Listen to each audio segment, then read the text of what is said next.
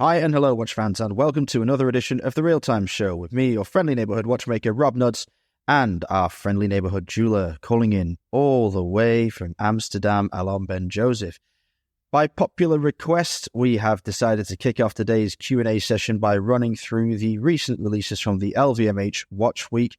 We've got releases from brands such as Bulgari, Tag Heuer, Hublot, and Zenith to discuss. And we are going to have a lot of fun with this until we get round to the rest of the questions that are still busting out of the mailbag. Okay, Alon, I'm going to kick it to you to begin. Before I do so, I want to throw you a curveball. Uh-oh. What I was most excited about, LVMH Watch Week was and used to be, for several years, only 4 brands. But if you paid attention, it grew to 6 brands. Because we had Gerald Genta, Daniel Roth there, with the guy that I admire the most within the LVMH group, Jean Arnault. But to answer your question, I ordered a new Zenith, which I forgot to mention in our previous episode. For goodness sake. Which was not launched, weirdly enough, at LVMH Watch Week, which is the Chronomaster Sport, full titanium, full satinated. And I can't wait to put it on my wrist because I pulled the trigger without even seeing it in the flesh because I did not fly out to Miami. But to answer your question, Bulgari did cool stuff, nothing crazy. They brought back the 1975 Bulgari, designed originally by Gerald Genta in a 38 and 26 millimeter versions. Cool. Nothing spectacular. Nice that they did it. Line extensions. Octofinissimos got a steel version with a Tuscan copper dial. And we have a full yellow gold one with a blue dial. Line extensions. Again, obviously, it wouldn't be Bulgari if they didn't do something with haute joaillerie. Serpentes. And what I kind of liked is they changed this bracelet on the Lucia. It's a watch that I really like for ladies. It means light in Italian, Latin Italian. And the strap was a prisma, a hexagonal shape. And they add a link in between. Super cool dials. The one my favorite was the malachite mosaic pattern. So they literally created a dial of little pieces of green malachite. I don't know any other brand that has done such a dial. So that was very cool. Kicking it back to you, Rob, what did you think of the Bulgari novelties? And please jump to Tag Heuer afterwards. Okie doke. So I was quite charmed by the new Octofinissimos. I thought they were low-hanging fruit as far as line extensions go, but the Tuscan copper dial is really nice. It's a nice alternative to the rest of the line, and the yellow gold one is gorgeous. I don't think it would rank ahead of, say, the full satinated rose gold model of the past for me, but I do like a bit of yellow gold, and I do think that this is a really worthwhile addition to the collection. But, nothing too groundbreaking. I am a fan of the Bulgari Roman coin-inspired watch from Gerald Genta, and I'm really glad to see this one back. I love the rose gold one with the silvered matte opaline dial. I think it is just a very pure design, classic Bulgari, easily recognizable, and although not exactly cheap, certainly more versatile than many precious metal watches. The Lucia absolutely agree with you that this is a bit of a surprising but welcome addition. The bracelet is a bit more edgy now. I would say it's sort of nods to a Serpenti vibe in some ways. It's a bit more like the scales of a snake or the articulation of its body, which is nice to see. But that malachite dial is gorgeous. I have one criticism, only one, and that is I wish that the red crown had been drop type for a green malachite crown. I'm not sure that red and green really work together that well. Christmas time, brilliant. This is maybe the perfect Christmas watch. It looks a bit like a Christmas tree with all those diamond indices on the dial. But I also must commend Bulgari for cleverly using all of the broken bits of malachite that they haven't been able to find a use for from their previous malachite models that obviously were just, cluttering up the workshop. I mean, it's interesting, isn't it? Because it's not the most elegant mosaic. It does actually look like broken ground, like arid earth, shall we say. But, I mean, they found a use for that stuff, and it's pretty striking regardless. I'd be interested to see how robust it is over time. I would ask your opinion on that, but you've already asked me to move on to Tag Heuer, so I will do. Let's go over to the new Tag Heuer Carrera chronographs, and there are two green dial versions that I'm looking at in front of me here, and they both have this beautiful concave dial, the dished dial, that is, have to say, as much as it pains me, something I absolutely love. I've never been a fan of Tag Heuer in general. I was a fan of the old Heuer pieces much more, and I've never been a fan of the Carrera. I find it to be a bit of a blockish and thoughtless design for the most part, but the recent revamp of the collection that uses a style that starts out swooping up and under the sapphire and then drops away into this central bowl-shaped area that has all the dial information, it's just brilliant. It's so much more characterful than everything they were doing with the Carrera in the recent past. I think it gives Tag Heuer a brilliant aesthetic USP to lean on. And here, with this chronograph, two options, like I say. There's one with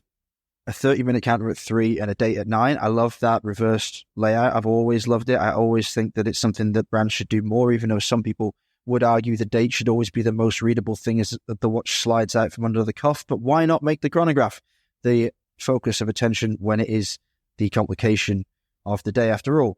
And then the other one, the tourbillon, I mean, for goodness sake, this model actually carries the tourbillon very, very well. It fits. It looks good. It's not brassy or in your face. They've made the smart decision to use only silver-toned components for this so that it matches with the colorway really nicely. I think it's brilliant. I think it's absolutely gorgeous. And this is a Tag Heuer. Before I go through the rest of the Tag releases, let's get Alon to come in and give me his feedback on the Carrera. I am happy about several things. I love the vintage datograph. So chronograph, single subdial, and then the date kicked to another position than that we're used to, either 3 o'clock, 4, 5, or 6. So I'm happy about that. I am happy that we see again green, because that sets the tone for a trend that still endures. We've seen a lot of green. Apparently, 2024 is not done with the color green, or the watch brands for that matter. I'm happy for selfish reasons, because one of the collabs I'm dropping very soon, which I designed almost 12 months ago, Freudian slip there, is green. So I'm happy about that. I loved the glass box Carreras. I do love Carrera. I've owned many Carreras. I still have vintage Carreras. So unlike you, I've always loved them.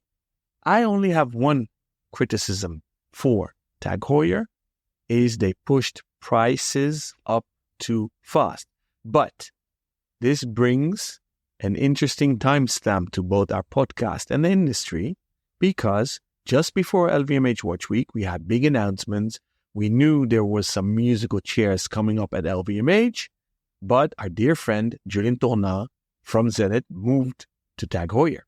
Frédéric Arnault, who was at the helm of Tag Heuer for many years, got promoted to CEO of the watch division within LVMH, and he reports again to the CEO of LVMH watches and jewelry. So that's a position that has been created for him. Now, I'm very curious what the ex-COO of Panerai, Benoit de Klerk, a Belgian veteran in the watch industry, will do at Zenith. I'm curious what Julien will do. Will he push it up more? Will he pull a 180 a la Jean-Claude Bivel, what he did at Tag Heuer? He democratized Tag Heuer again, went down in prices again. So all of these watches that we see at LVMH obviously were not of the hand of the new CEOs at this brand. Hublot stays where they are, so no CEO new there. Bulgari there were rumors that Frederic Arnault would go there, but he didn't. Babel stays there. Our dear friend Antoine Pen stays where he is, doing an excellent job, obviously with Fabrizio Bonamassa there. So no changes there. Now, I'm very curious if Julian is happy that Tag Heuer revamped or relaunched their sunglass collection. So, Rob, hit, miss, success. What do you think of them making sunglasses again at Tag Heuer? No. Do you think Julian is happy? I don't know how Julian feels about it. I hope that he's happy. I hope that he's happy every day. He's a nice man. He deserves to be. But for me, sunglasses and watches, why? There's a way for a brand to do both, but it has to come in an order for me. The ones that make most sense are when you've got a brand that starts out as a fashion house and then makes extreme investment into a watchmaking division that has credible output. And then you can say, okay, like Chanel, for example, Chanel sunglasses make sense to me. Totally fine. I don't like watch brands going the other way. I know it's not exclusive. I know we have an interview with Dan Niederer of 7 Friday in the can, and I can't wait for everybody to hear that one. And I like what 7 Friday did with the glasses because of a certain price point. And it's kind of funky and it's kind of cool. And maybe that's the only way that it makes sense to me to go from watches to accessories. But I'm a bit of a stickler for this. I think I'm a bit of a stick in the mud as well. And I think that you can accuse me quite rightly of being stuffy and a bit too conservative. And I'll just wear those criticisms because I think they're probably fair. I would say I like my watch companies to make watches. I like my sunglasses companies to make sunglasses. I like my fashion companies to make haute couture. That's it. Basically, I like branding to be clean. I like product lines to be concise. And I think that this is unnecessary. I am now leaning towards Tag Heuer positively in a way that I haven't done ever before. And if I could ever imagine myself buying a Tag Heuer, which is still a stretch perhaps, I definitely wouldn't buy Tag Heuer sunglasses. No way. Going from sunglasses back to watches, the Solargraph was launched, I believe 2 years ago, but could be last year. Has been a success. I can echo that success because I've sold many of them. The market likes them. They took them to the feminine side of the Aqua Racer collection. I salute Tag Heuer. They've always gave the feminine side of the brand and therefore the feminine side of wearers, the ladies, attention. Just think about the Formula One, the F1 watches back in the 80s. They always made smaller sizes when they made the men sizes. So that shows that they've never ignored women, and up until today, they don't. So I salute them, and they took it from volume pieces of quartz Solargraph watches to the third plasma diamond, the Avant-Garde watch. Again, a spectacular piece. So lab-grown diamonds, and they made a full dial out of diamonds. The hour markers are baguette-cut diamonds. The logo is a shield, a yellow diamond. And the full crown is one yellow diamond. Spectacular Carrera case. I like it, although I'm not a fan of lab-grown diamonds per se. Another connected watch. Can you guess what color, Rob? I'll say green. A whoop, ding, ding, ding, ding, ding. How easy to guess. Do you want to add anything to Tag Heuer, or should we jump to Hublot? I definitely want to add something to Tag Heuer, and I want to comment on not the connected watch. That one is what it is. It's fine. Green strap, green bezel, well done. I think that some of the Solargraph dials, well, one in particular, the kind of turquoisey green, pale green, mint green, maybe you could call it one, is really, really nice. I think that it's an interesting proposition at that 34mm diameter. I think it's a cool watch. I'm quite impressed by it. It's not for me, obviously, but I think that color is really gorgeous and a nice touch. But as for this Carrera Date Plasma Diamant d'Avant-Garde with yellow lab-grown diamonds, I absolutely love it. I love it. I think it's super cool.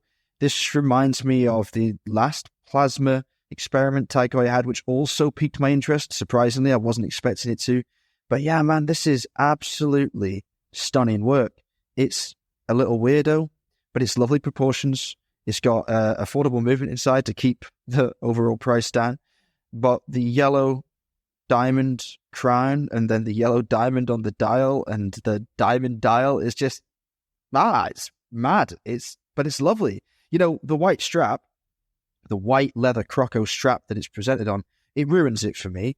And I think that it will actually distract a lot of people like me who would be interested in this watch had it been on a black strap or a brown strap or something. I could actually see this being a pretty good watch for anybody. It's 36 millimeters. It's very wearable. It's a unisex size, the Goldilocks size, as they say. And it's such a baller piece. I don't think this needs to be looked at as simply a feminine model. Although that white strap gives the vibe that that's what they're pitching out. I just think it's cool. I think it's science. I think it's very, very, very nice. So I'm all for it. I don't think I'll be adding one to the collection, but I would absolutely love to borrow one from somebody who has 90,000 francs to spend on it. So with that in the bag, let's go to Hublot. Oh, I mean, the MP10 Tourbillon Weight Energy System Titanium, which has these vertical winding weights, 2 of them on either side of this, I'd say, Apple Watch shaped case, is the star of the show. This is the best release. This is what Hublot does well. It's what Hublot does possibly better than any other brand in the industry.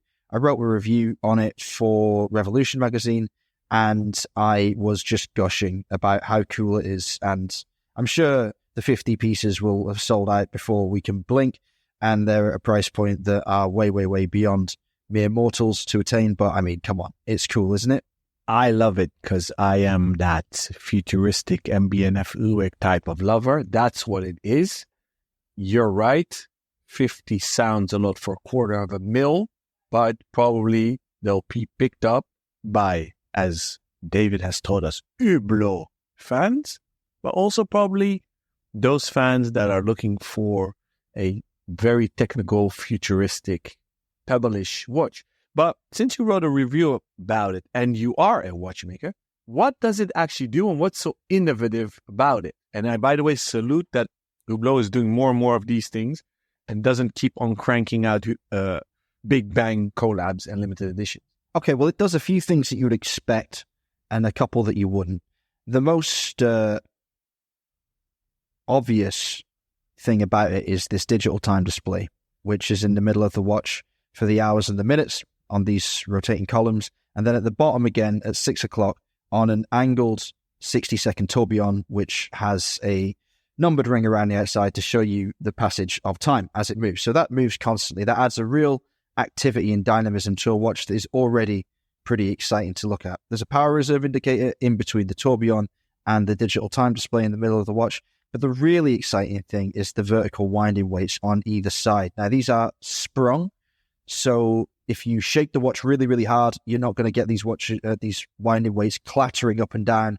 The jeweled bars they're on, they will like cushion themselves against extreme motion so that everything's safe and the operation is reliable.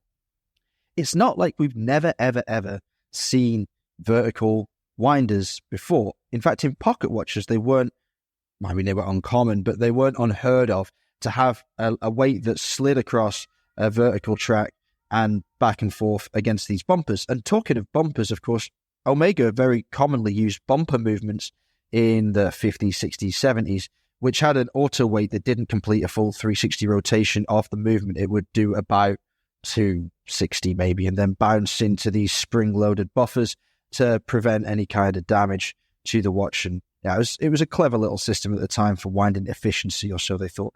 And I just think that this is very cool. Is it necessary? No. Is it more effective than a regular round rotor weight?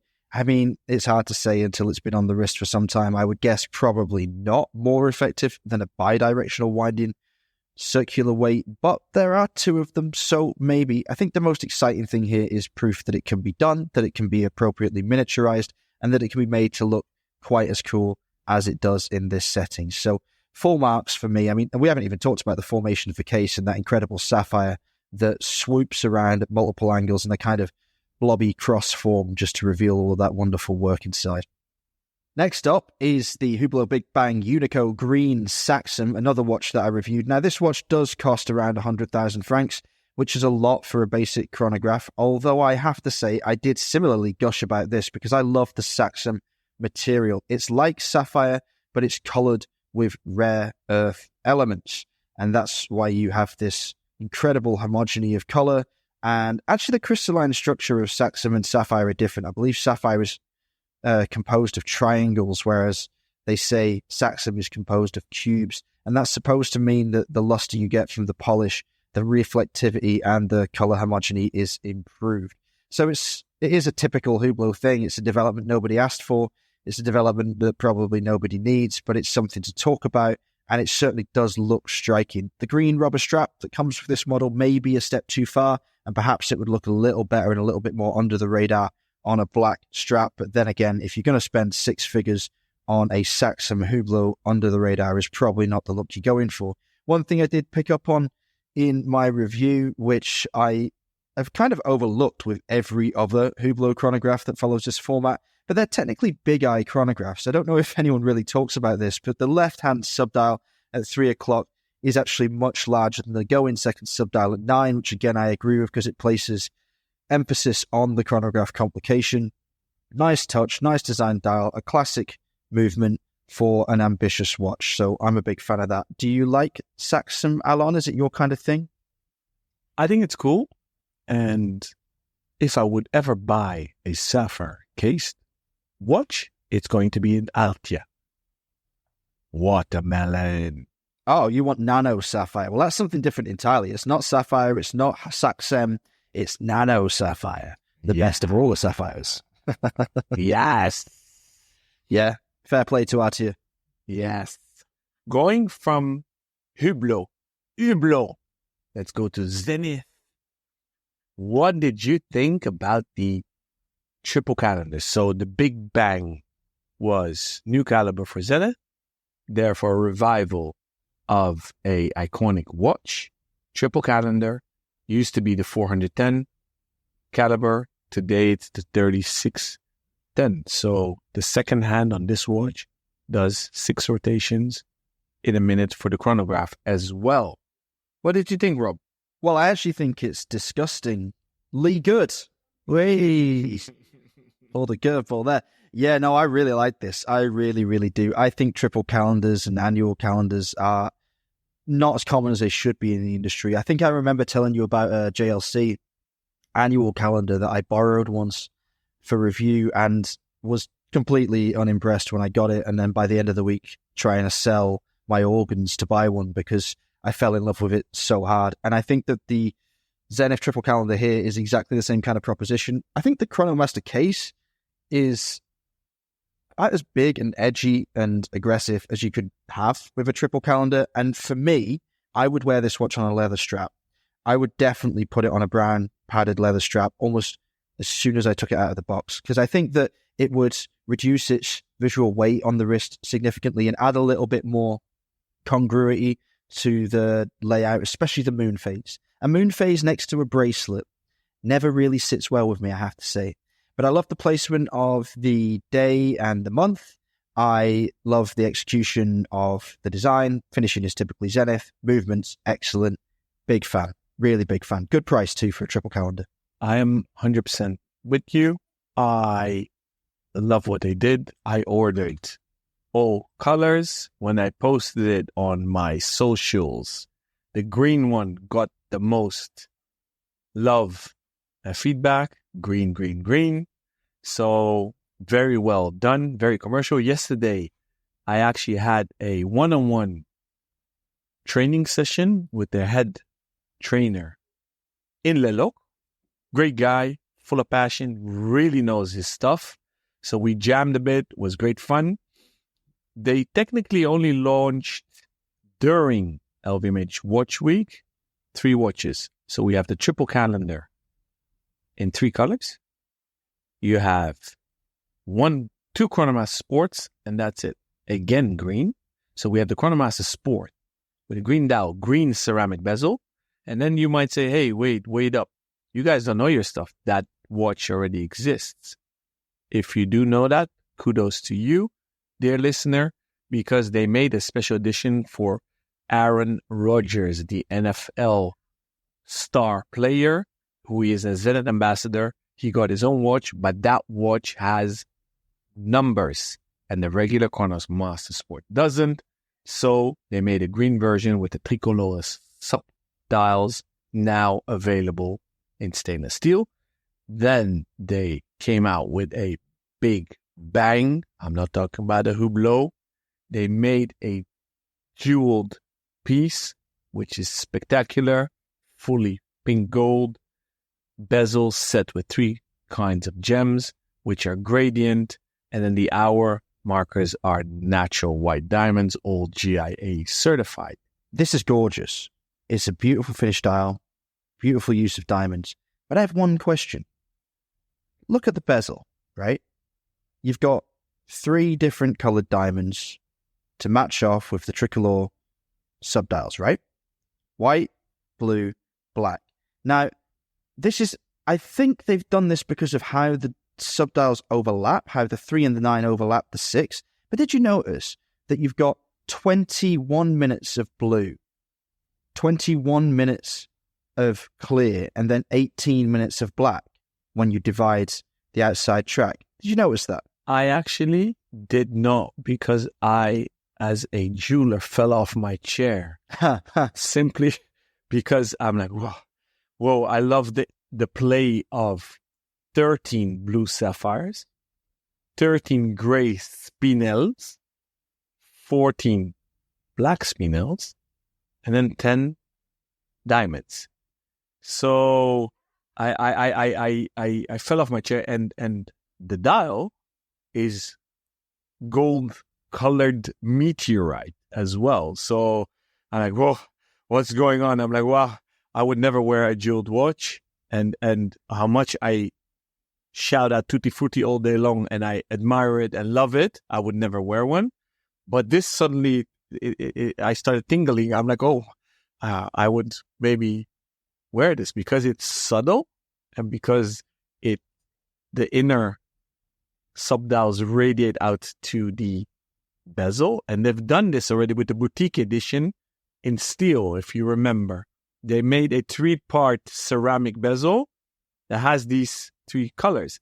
But well spotted, Rob. I have no idea why they did this, but if you look well, they did the symmetry exactly with the hour markers of the 4 and the 8. So when you look at the picture of I have a picture in front of me in the document they sent to retailers of the bezel just gems. And then it looks odd, but they made it symmetrical with the cutout of the hours on the dial. And they've done so with the full ceramic tricolor bezel for the boutique edition. It's very interesting. I like what they've done. I think it's cool. It works. It's just something that I noticed immediately. I was like, oh, hang on a second. The blue and the white stones extend one beyond what you would assume would be the natural hour marker point for them to end at. But I'm not complaining. Don't get me wrong. I think it looks fantastic. You know why? You know, they messed it up for themselves, because if it wasn't a striking 10th chronograph, so you know Zenith has a patent on the fact that's the only chronograph that spins 1/10 of a second, meaning 6 times in 1 minute. So they needed to put the 10 diamonds there. Yeah, that's it. So it's 10 diamonds, not 12, yeah. Exactly. And then you're out of step. Suddenly you're like, oh my gosh. But they solved it well, because it's super, super difficult to cut these gems like this and to make them interlock. And spinels are relatively soft. Sapphire is hardness 9 on a scale of Mohs that goes up to 10. Spinels are a bit softer. It's super difficult to find them, A, in the same color, B, to cut them that precise in a circular motion, because they are in a squarish shape. So as a jeweler, and I'm not a gemologist, but I am a diamanteur, it blows my mind. So, you know, I was so mesmerized, I didn't even notice it. So they've done such a good job. So really, kudos to Zenith. Price, 106,000 euros and 100, I don't know what, for the box probably. But if you have 100K to spend, and if you are a Rainbow Daytona gal or guy, give them a chance. You'll enjoy this piece. Yeah, I mean, I have to hold my hands up because my initial analysis was wrong. I was focusing on the position of the 10 markers around the dial rather than the 12-hour markers. And you're right, of course, that the blue lines up with the first 20 minutes, not 21, as I said, and the last 20 minutes. And there are actually more black stones than there are either blue or white, right? Because the black one actually comes up higher. It's a bit of a mind melter when you look at it at first. You're like, oh, they're not balanced, but everything balances. How have they done that? Look, end of the day, I love it. I think it's superb. Again, though, maybe too much rose gold. Maybe I could live without the bracelet on this model as well, but perhaps it would lose some of its freshness. But I mean, what a cool concept. A way to freshen up the tricolor. I love it. I think it's wonderful. Oh, and just one more note about the green Aaron Rodgers special edition. Don't forget that the accents on Rodgers' version were also yellow. So this is quite a different one without the Arabic numerals and the yellow accents. So correct. Yeah. And going back quickly to this gem set one, I want to give a shout out to Yoshida, one of the best retailers in Japan. They make crazy collabs. They are a silent force. We stumbled upon them with watchbase.com, and they were actually the first to get the jeweled Chronomaster Sport. And not just one, they have two. They have a Tutti Frutti Rainbow Pink Gold Black Dial, and they have one that's fully diamond baguette set. If you want to check it out, just type in YOSHIDA on watchbase.com and you'll find all the collabs that Yoshida's ever made. Just filter out Zenith and you'll see they had 16 Chronomaster Sports collabs. Imagine that. That's berserk. But then, LVMH Watch Week ended. Suddenly, a week later, out of the blue, Zenith sends not even a press release, just posts on Instagram a full satin-finished gray Chronomaster Sport. It blew my mind. I had to send a message to my brand manager. What the heck is this? Can I get one for my private collection and for the store? So, Little Silent Force is the only Chronomaster Sport that is fully satinated.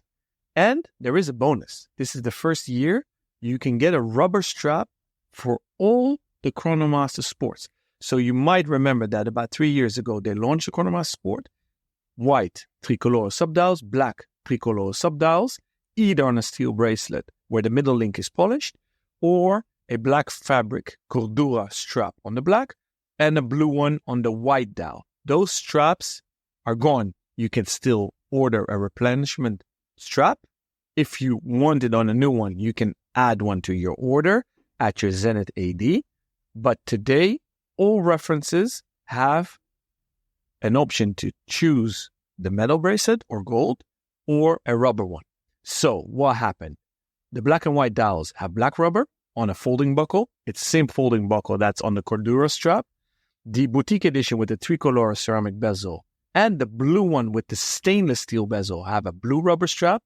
The Aaron Rodgers ones and the new green one have a green rubber strap. The titanium, obviously, you can opt for a black one. And then there is a white one. You can find it on the pink gold white dial one. But if you have a Chronomaster Sport already, you can go visit your Zenith AD and order any color you like. That has been confirmed during the training I had yesterday. Going from Zenith now to Gerald Genta. Rob, what did you think of Gerald Genta? Because I believe Gerald Genta and Daniel Roth presented the watch, but technically we knew they were coming. So are they hardcore novelties? I don't know. But what's your stance on the retro Gerald Genta with Disney figures, Rob? Well, I gotta say, I like it. It's fun. It's basically the only time I'd want a Disney character on my watch, I think. I'm not sure why I find it so acceptable when it's Gerald Genta, but it just seems to fit. I think it's a funny old watch. Like it seems a very specific design. It's the birthday cake and whatnot, and the hour hand, the jumping hour, should I say, and then the retrograde minute hands just swooping around the celebratory scene of Mickey in a little party hat. I think it's fun. It's never ever going to be something that features on a want list of mine, but I think it's okay, and I think for its audience, it's fine. What I do love, though, is Daniel Roth these days. I love the case shape. I'm so glad it's come back. I didn't get it its first time around, but I really do now.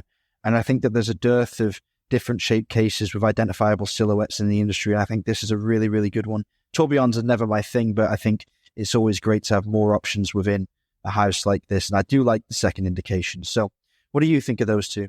I love him because historically, we obviously now have a big boom of collabs with cartoon figures, and Snoopy revived it a bit. Omega did it with NASA's Snoopy, so it's the Snoopy Award. And then everybody jumped on the bandwagon talking about Timex. Bamford, who does it well on his own watches with Frank Mueller, etc. Today, it seems that every brand has a Snoopy watch. We have seen collabs with Marvel, we've seen collabs with DC, etc. So we think it's normal. But a cool anecdote is that Gerald Genta, when he launched his own brand, so he's always been a ghostwriter, meaning he's a designer who did not get an assignment and worked for a brand. He literally designed stuff and then would shop around. So he came up with the integrated bracelet sports watches, and then literally take meetings with Patek, Audemars Piguet, IWC, etc., and they would turn down or accept his designs. And then the brands would make it as if it's their own, right? Only years and decades later, we understood that it was him. In 1984, he launched his own brand, Gerald Genta. And that was at the 1984 show called Montres et Bijoux in Geneva. That's the predecessor of SIHH, which today is called Watches and Wonders. He launched there with a Mickey Mouse, a Pink Panther, and a Sailor Man. And he got kicked out of the fair. It was a scandal. They thought he was crazy. He was a disgrace to the watch industry. What was he thinking? So therefore, that story is even more epic. At a certain point, he sold his brand to his dear friends, the Tay family of Hourglass. They, at a certain point, were owners. The brand was not that successful, became dormant. Then Bulgari bought the brand in 2000 from the Tay family, and Bulgari shelved it for quite some time. Then in 2021, I believe, Antoine Pen made some re-editions with jumping hours and retrograde watches with cartoons on them again, but they didn't revamp Gerald Genta's brand. That kudos goes to Jean Arnaud. He's so excited about it. He dusted off the brand, pulled it, plugged it out of Bulgari, made it a standalone brand within LVMH, teamed up again with Evelyn Genta. So that's the widow of Gerald Genta, who's still alive. She runs the Gerald Genta Foundation, who owns all the IP for the old designs, and I believe they have a foundation. So he married those two separate entities again, because I believe she's affiliated again with the watch brand Gerald Genta that's owned by LVMH, and LVMH does not own the foundation. So that needs to be said. So I am all for it, not only because I love cartoons on my watches, always did and always will do. And it works because I said it probably on air. During lockdowns, I visited my dear friend George Bamford in the Hive in Mayfair, London. Took my son back in the day, I believe he was 4 years old, with me. What did he resonate on? The Mayfair watch in full red with the Cookie Monster on it that he knows from Sesame Street. So after his tour in the Hive, literally George took him around due to took him around the atelier and all the floors, but due to the lockdowns and COVID, I was not allowed to come with him. But my son was and still is kind of shyish, but he clicked with George. George is good with kids. He's a good dad. He has kids. He loves kids. So my son went with him alone. So I did not have the tour. My son had the exclusive VIP tour with George. After 10 minutes, they came back. He had loads of stickers. And then I bought the Cookie Monster, and then George gave him the watch. So cool story, but you see, it works. So it resonates with the inner child in old geezers like, well, me, you're not that old, but I'm an old geezer. But it also works with kids still today. So it's cool to see. You're very kind to me. I think I'm only about 6 years younger than you. How old are you? I'm 44. Yeah, I'm 38. It's not that bad. But you have the midlife crisis luring. Mate, I've been having a midlife crisis since 1996. So I am a walking midlife crisis. Everybody knows that. All right, okay. That's it for LVMH. We did skip a couple of Hublots. Olinsky. Nice. Hold up. Hold your horses. We didn't talk about maybe the most beautiful watch present at LVMH Watch Week in Miami. I don't think it's a novelty because it's the Souscription Daniel Roth Tourbillon, which is basically a replica.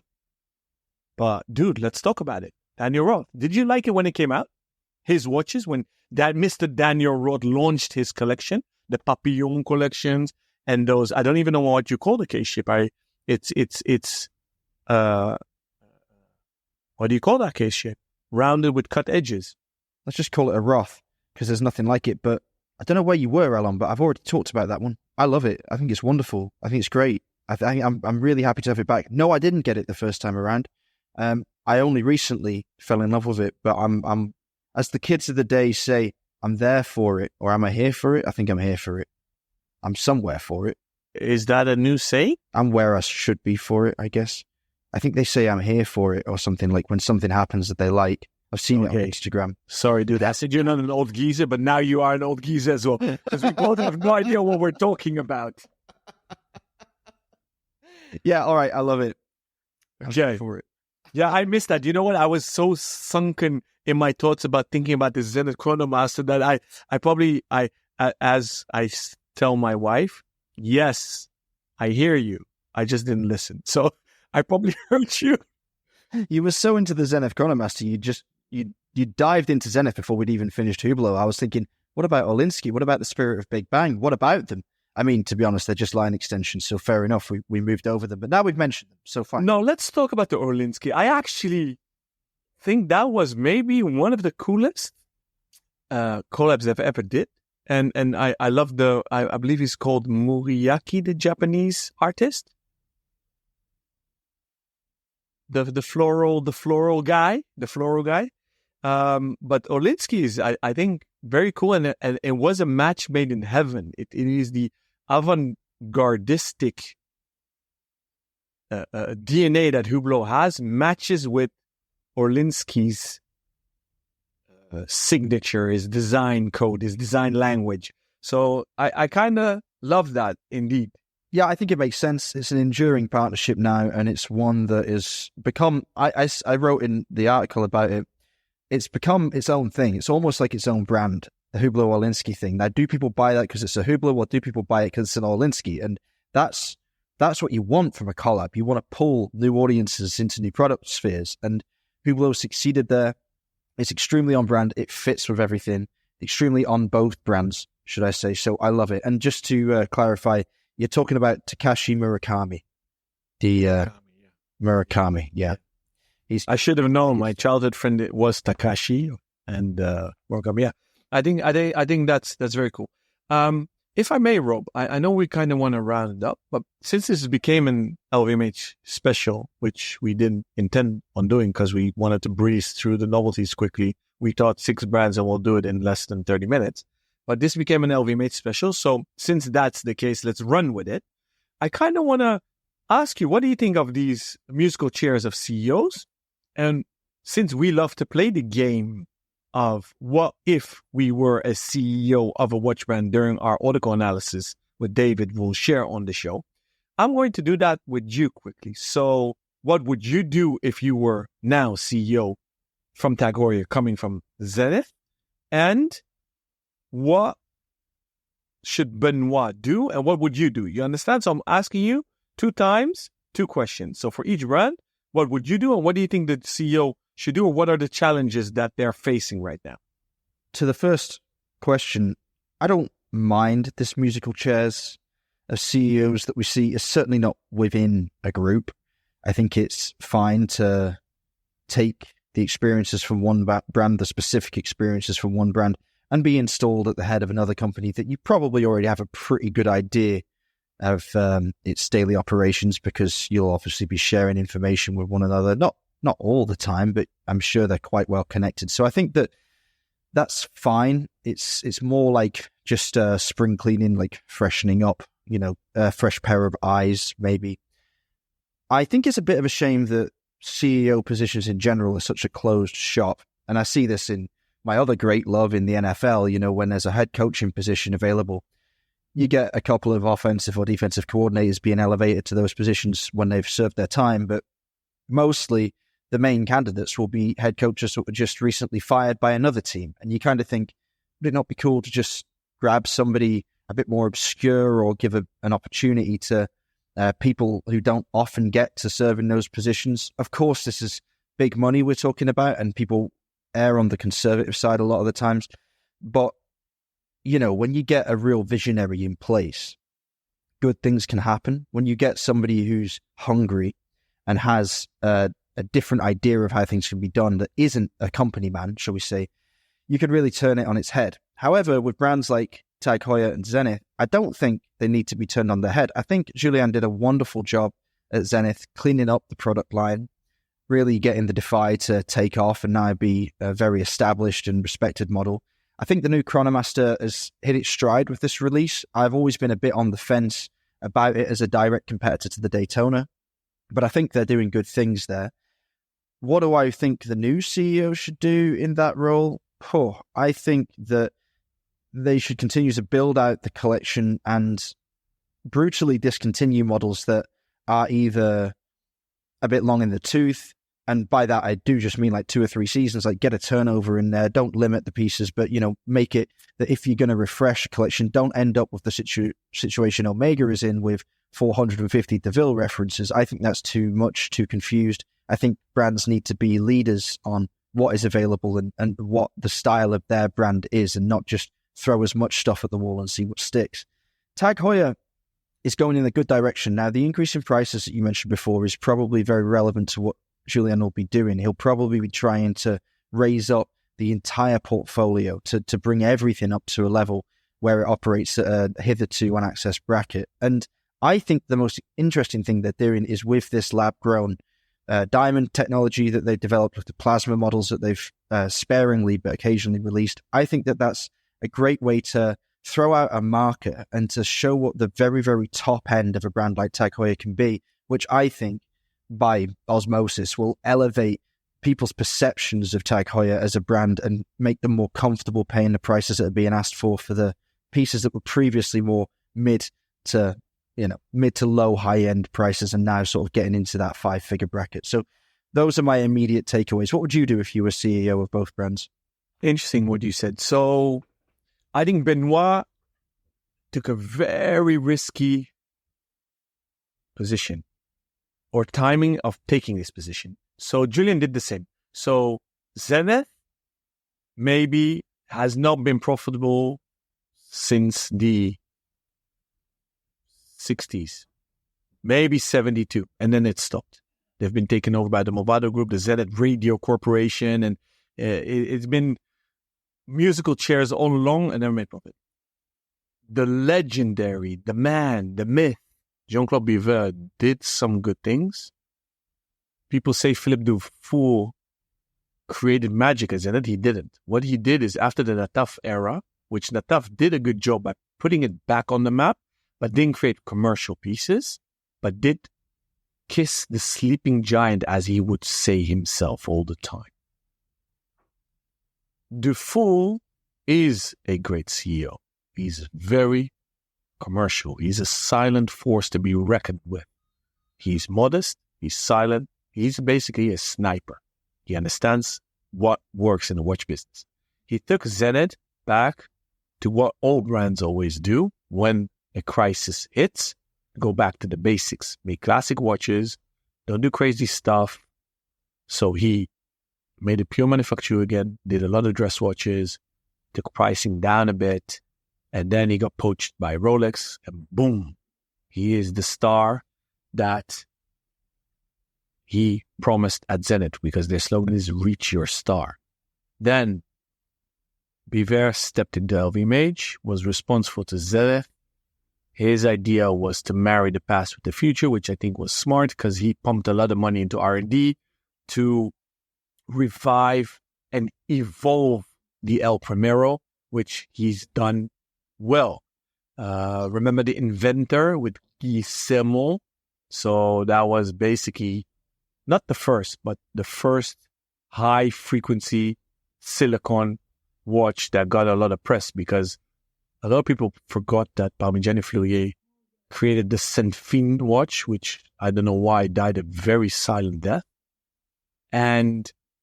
But Jean-Claude Biver didn't really make a cash cow out of it. He made a cash cow out of Hublot and then sold it to LVMH, and that's how he got into LVMH. He did it at Tag Heuer. So I'm doing a dual segue into Zenith. It is really Thierry Nataf who turned around the brand. He is obviously Biver's protege, so kudos to Biver because he's seen what rough gem he needs and gave it the podium that it deserves. And he really also rose to the occasion. He reached his star, Julien Tourneur. He, in the beginning, very briefly got criticism by creating the Chronomaster Sport because, he's lazy and he just made a Daytona lookalike. But that criticism faded very quickly because it became a commercial success. And a lot of Daytona owners bought it. And then the proof is in the pudding, isn't it? So, but he's done a lot of great things. Think about doing retro, vintage-inspired watches. He's done new calibers. He's done ultra-modern with the Defy 21, with the Defy Skyline. He did do some feminine watches, but on the marketing side of things, he has that Hearst project, which is amazing. A lot of ladies work at Zen because we had him on air. So if you want to listen back to that episode, just check it on our website, therealtime.show. And I don't think he was done, but I agree with you. Fresh blood is always good, especially if it's an internal musical chair and not from external.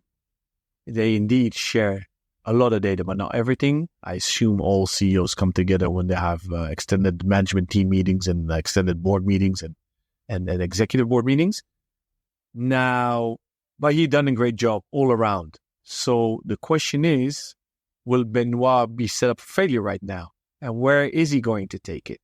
Zenith, in my humble opinion, does something right. They understand they need multi-brand retailers, family-owned retailers. They do a bit of monobrand, but they aren't blinded by the fact that they need to go fully Louis Vuitton model of fully verticalized retail. And they did push up prices, but not too much. Is it fair that a super chronograph like an El Primero is around 10, sports around 12? Yeah, it was lower, but everything moved up. I think the pricing is okay, but Benoit should not go crazy now, in my humble opinion. If I was Zenith, I would stay the course, embrace the duality of both your collection of heritage models and keep doing revival of those stuff, and also embrace the modernity and the cutting edge of what you can do as a manufacturer, which they are.